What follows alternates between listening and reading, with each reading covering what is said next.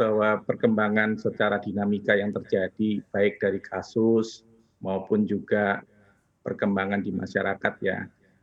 Eh, Dalam 2 hari ini kan baru tanggal 11 dan 12 ya data itu ada dan ini masih dalam proses yang hari ini. Memang masih terlihat tren naik turun ya. Dan seperti yang telah disampaikan di dalam pengumuman PPKM, pemerintah mengawasi perkembangannya secara harian, baik kasus maupun ketersediaan kapasitas layanan kesehatan.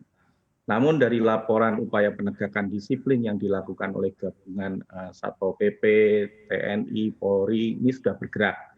Dan beberapa kegiatan yang termasuk dalam pembatasan juga sudah terlihat memenuhi himbauan. Tetapi ada juga yang tidak mengindahkan.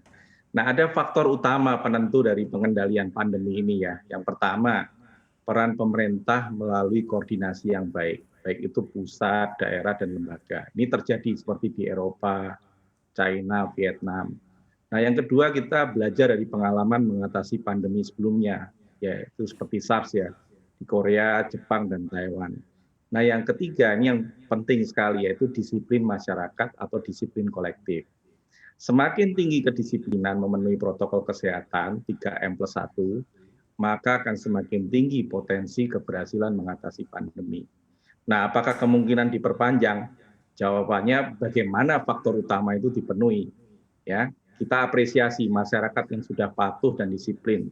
Dan kita juga harus menghargai para tenaga kesehatan yang sudah kian letih merawat pasien dan semua pihak yang bekerja menegakkan kedisiplinan.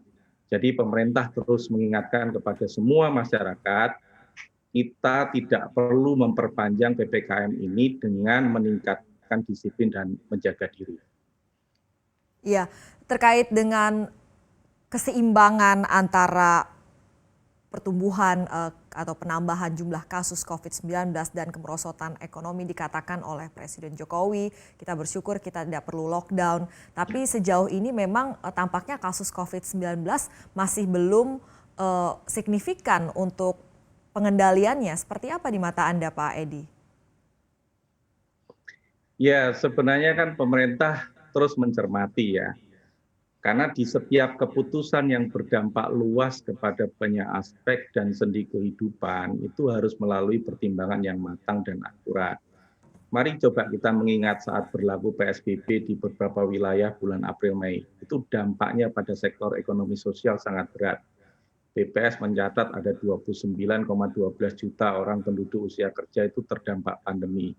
Belum lagi angka pengangguran, banyak UMKM yang tutup usaha, angka kemiskinan meningkat, ya, kegiatan usaha juga menurun, sehingga sampai di bulan Mei itulah yang menjadi titik terendah pertumbuhan ekonomi.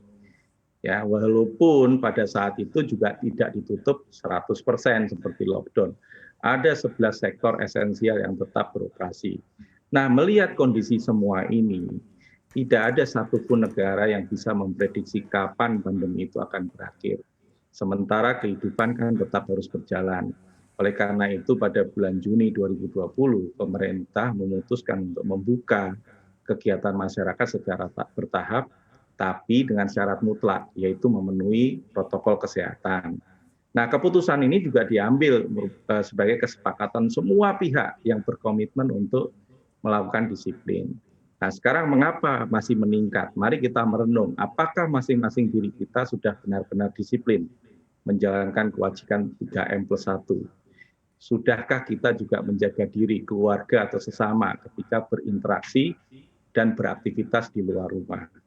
Nah, sampai saat ini pemerintah itu belum mencabut kondisi kedaruratan kesehatan. PSBB masih berlaku, penegakan disiplin bahkan diperkuat. Nah, oleh karena itu, apakah kita semua sudah disiplin sesuai peran masing-masing? Jangan lupa install aplikasi CNBC Indonesia di App Store maupun di Play Store untuk mendapatkan informasi dan perkembangan terkini dari berita-berita ekonomi dan bisnis.